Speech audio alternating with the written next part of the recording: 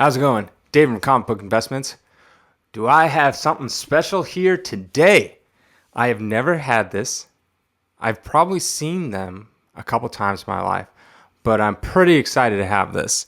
I like getting things that I didn't really even know existed or they're really rare, things like that.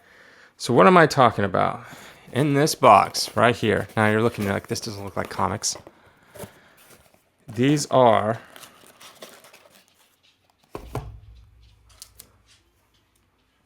Superman trading cards. There's one of them fighting an alligator. And then on the back, has a little picture of stuff. I will have pictures next to it because I know it's going to be hard to see. Now, what exactly are these? So these are technically the first ever superhero trading cards. There's none before this. None. Now, some people don't consider them trading cards, but they are. So these are the first ever superhero trading cards that exist. These are from 1940. They were produced by a company called Gum Inc. Now, Gum Inc., it did baseball cards.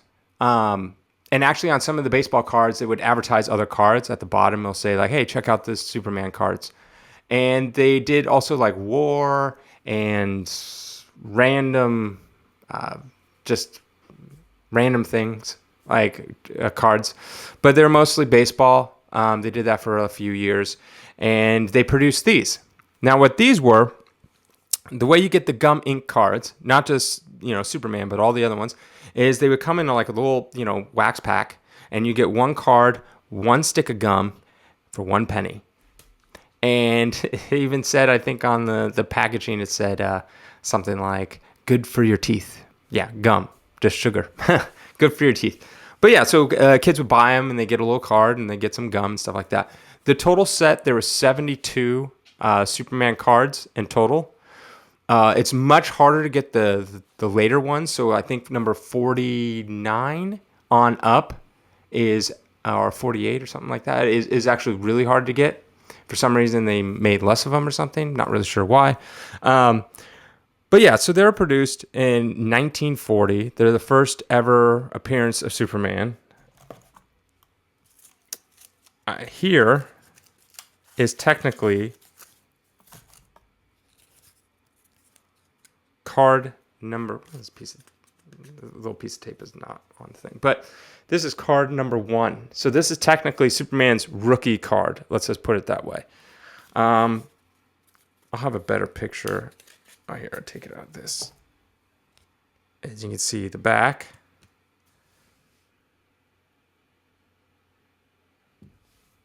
And here's maybe a better picture of the front. But yeah, this is technically his rookie card, which is extremely valuable. Like I said, I have never had these before. Most of them just consisted of Superman doing something like stopping a train, wrestling an alligator, saving someone falling from a building, like that kind of stuff. I've never come across them before or have them myself. So what I'm going to do with these is I'll send them to PSA, which aren't taking cards. So, but I'm in no rush to get them graded. They're pretty cool, so I don't mind having them for a while. So I'll probably send these to PSA. They'll get graded. Most of the cards are all going to be low grade. Not just this. Like, these are all low grade. They're all come back like 1s to 2s, maybe a 3 here and there. But most of the cards that exist are all super low grade. Just because the way they were handled, kids open them and, I don't know what they did, threw them away, trashed them. So most Superman cards that you come across will all be pretty low grade. It's rare to find something that's a high grade. Now, if we want to talk value, the Superman rookie card, the number 1, that could range anywhere from a couple thousand up to, if you have a nice copy, maybe 50,000. That's not a nice copy, but that card right there will run me, a couple grand. I mean, really depends what grade it comes back, to be honest. But yeah, you can get, probably like a 4.0 for 10 to 14,000, somewhere in there, maybe a little cheaper, 8.